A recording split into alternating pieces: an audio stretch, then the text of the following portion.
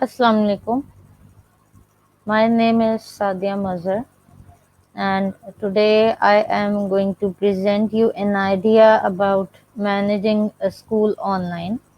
It's exactly like how you manage a school offline, but here the idea is slightly different.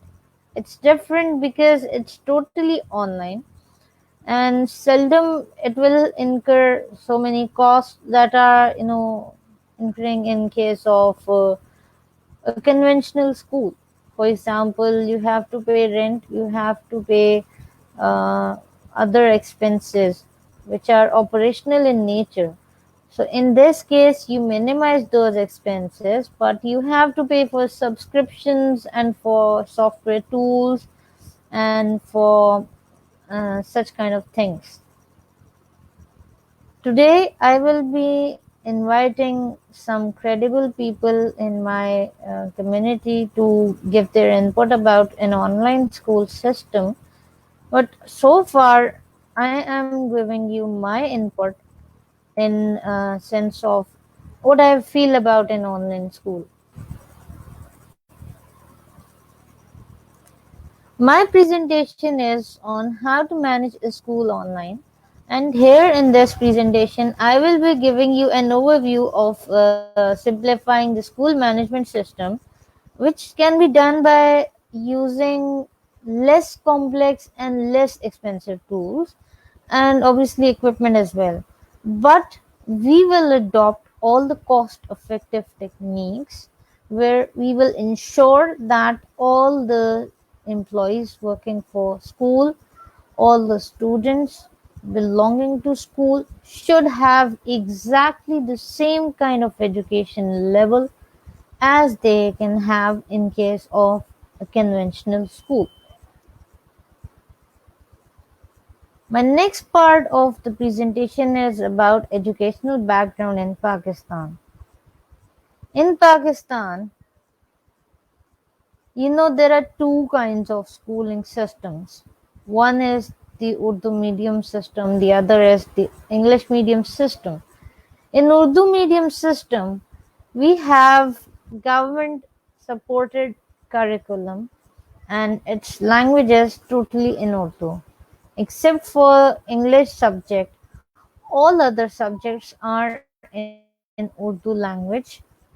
So that is why this kind of educational system is called Urdu medium system. In case of English medium system, mostly you have foreign author books and from Oxford, from Cambridge, from other international organizations where the books are published internationally. So in that case, you are studying international standards in books. So this is how our educational system is in Pakistan. Now I want to discuss the difference between private and government schools in Pakistan. In private schools, you will notice good infrastructure, like they do have ACs in classrooms. But where I used to study, there was no AC in classrooms. There was no concept of room coolers in classrooms. There were just plain windows which used to be kept open, and they were simply just plain fans. You can say the ceiling fans. So there was no specific infrastructure in our times. But today, as technology has changed, as the schooling system is changing, so is the infrastructure. So is the requirement for any school.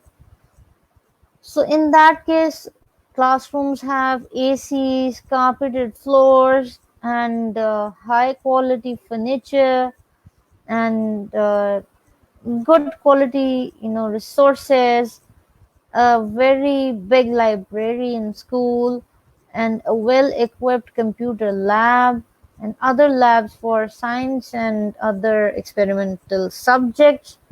So they have a big infrastructure with a lot of facilities. They have curricular and co-curricular activities all over Pakistan. They send students internationally on trips as well as on Model United Nations or MUN events. And this is how they focus on quality standards. As far as government schools are concerned, these schools are usually funded by government. However, what we have noticed so far is that there is a lot of difference. Like the private schools are like this and government schools are like this. My aim of giving this presentation is to see an educational standard where I should have government and private schools at this level. I want to see them equally progressing, equally producing good students who should be skilled, highly qualified, educated, and who should have good manners as well.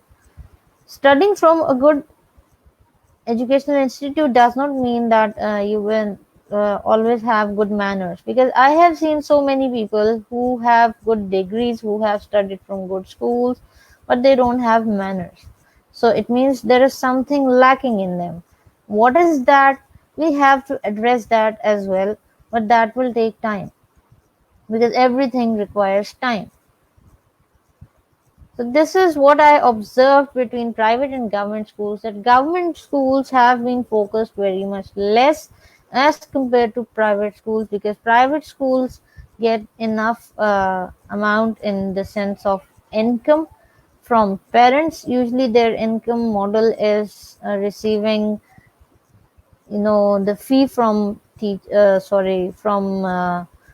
the students, and through that income they pay their infrastructure expenditures, for example rent for the building, the utility bills, the salaries of employees, and all operational and marketing costs. So their main income source is through students. Student admissions matter a lot in case of a school.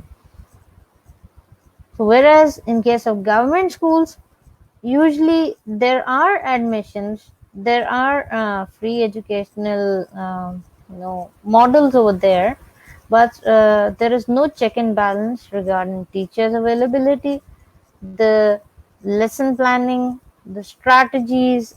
There is no planning at all. Here I want to propose an idea about having an online school which will totally be like a conventional school. For example, my schooling is from Beacon House School System, and I know the educational standards of Beacon House School System, and I consider the school as an ideal educational standard system, you can say. Why? Because comparatively, when I compared its fee structure with other institutes, I found it slightly less. And secondly, it was offering more benefits to teachers as well as students.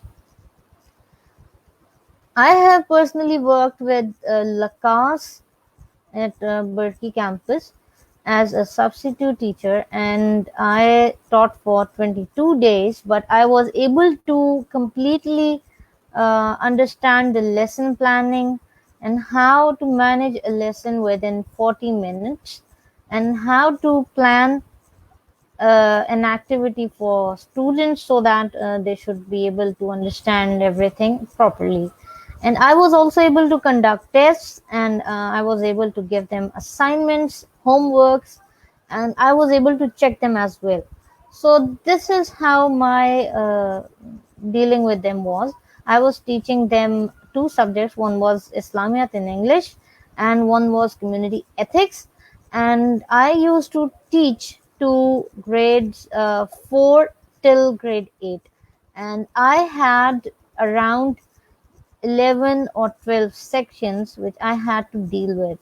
So you can imagine how much load I had per day. I used to teach for like 4 or 5 lessons a day, and I used to have around 22 to 25 lessons a week. So within my whole month I was there, when I was there, I completed 2 or 3 chapters according to the provided lesson plan. And I was paid obviously, but the point was that I was able to learn a lot from this experience. Now, as far as the business which can be carried out online is concerned, if I talk about online schooling system,